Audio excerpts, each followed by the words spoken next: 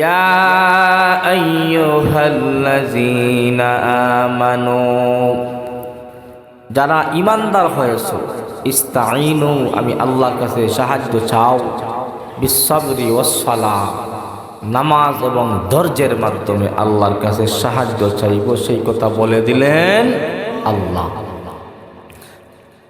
ইন্নাল্লাহা মা'আস সাবিরিন, নিশ্চয় আল্লাহ সবরকারীদের সঙ্গে, ধৈর্যশীলদের সঙ্গেই আমার আল্লাহ আছেন। সুবহানাল্লাহ। ওয়ালা তাকুলু লিমান ইউকতালু ফি সাবিলিল্লাহি আমওয়াত, যারা আল্লাহর রাস্তায় শহীদ হয়ে গেছে, দ্বীন ইসলামের জন্য তার জানকে কুরবান করেছে, যারা আল্লাহর পথে শহীদ হয়ে গেছে, যারা আল্লাহর জন্য তার জানকে কুরবান করে দিয়েছে, তাদেরকে তোমরা মৃত বলো না, বরং তারা কবরের মধ্যে জীবিত। এমনকি বাল আহইয়াউম ওয়ালাকিন লা তাশউরুন, কবরের মধ্যে তারা রিজিক প্রাপ্ত, আল্লাহর পক্ষ থেকে তাদেরকে জান্নাত থেকে রিজিক দেওয়া হয়। তারপরে আয়াত, ওয়ালানাবলুওয়ান্নাকুম বিশাইইম মিনাল খাউফি ওয়াল জু'i ওয়া নাকসিম মিনাল আমওয়ালি ওয়াল আনফুসি ওয়াস সামারাত। আল্লাহ রাব্বুল আলামিন তার বান্দাদেরকে চারটি বিষয়ের মাধ্যমে ধৈর্যের পরীক্ষা করবেন। চারটি বিষয়ের মাধ্যমে ধৈর্যের পরীক্ষা নিবেন। এর মধ্যে প্রথম নাম্বার, আল্লাহ বলেন মিনাল খাউফ, আমি আল্লাহর পক্ষ থেকে তোমাদেরকে ভয় দেখিয়ে ধৈর্যের পরীক্ষা নিব, সবরের পরীক্ষা নিব। দেখবেন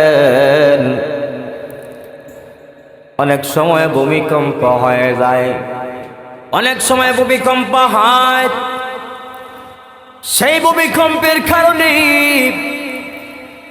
আপনি আমি ভয় পেয়ে যাই। এইভাবে আল্লাহর পক্ষ থেকে আপনাকে আমাকে অনেক সময় ভয় আল্লাহ পাক দেখাইবেন। সেই ভয়ের মাধ্যমে আল্লাহ রাব্বুল আলামিন আপনাকে আমাকে ধৈর্যের পরীক্ষা নেবেন।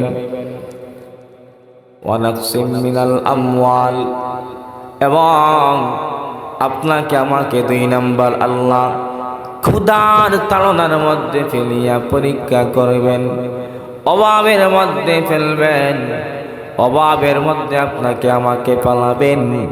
আপনার আমার ক্ষুধার যন্ত্রণা আল্লাহর পক্ষ থেকে দেওয়া হবে, আপনি আমি চাইলেও খেতে পারবো না, অথবা আপনার আমার খাবারের ব্যবস্থা নেই।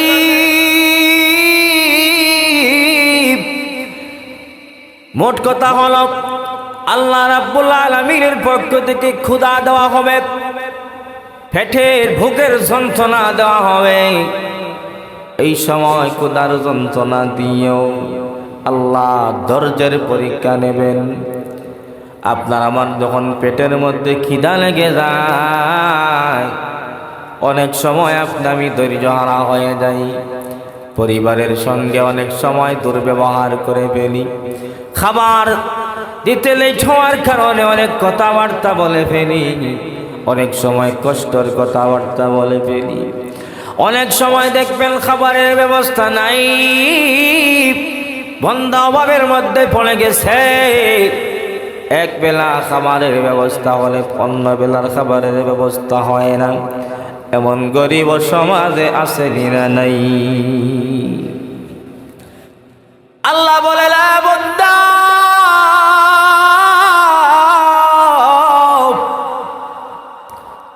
তোমাকে আমি ক্ষুধার যন্ত্রণার মধ্যে ফেলাবো, ক্ষুধার যন্ত্রণা দিয়া ধৈর্যের পরীক্ষা নেব। বান্দা তুমি কেমন ধৈর্য ধারণ করতে পারো? আল্লাহ রাব্বুল আলামিন 3 নাম্বার যে বিষয়ের মাধ্যমে পরীক্ষা নেবেন, আল্লাহ রাব্বুল আলামিন আপনার আমার কাছ থেকে মাল, আওলাদ এবং মাল, জান ও মালের ক্ষতি করে আল্লাহ পরীক্ষা নিতে পারেন। সুবহানাল্লাহ। অনেক সময় দেখবেন আপনার মাল নষ্ট হয়ে গেছে,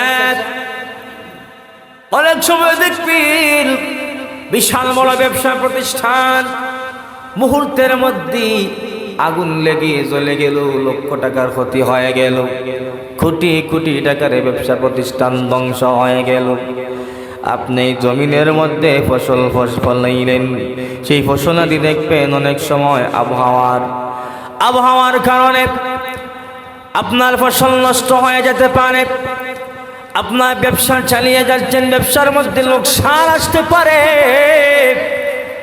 আপনার জানের কোনো ক্ষতি হতে পারে, আপনার মালের কোনো ক্ষতি হতে পারে। সুন্দর যুবক ঘর থেকে ভালো বের হয়ে গেল, যখন রাস্তার মধ্যে যাবার পর দেখবেন একজন ব্যক্তি আল্লাহ না করুক অ্যাক্সিডেন্ট করে ফেলল। অ্যাক্সিডেন্ট করার কারণে তার জানের কষ্ট হয়ে গেল, ক্ষতি হয়ে গেল।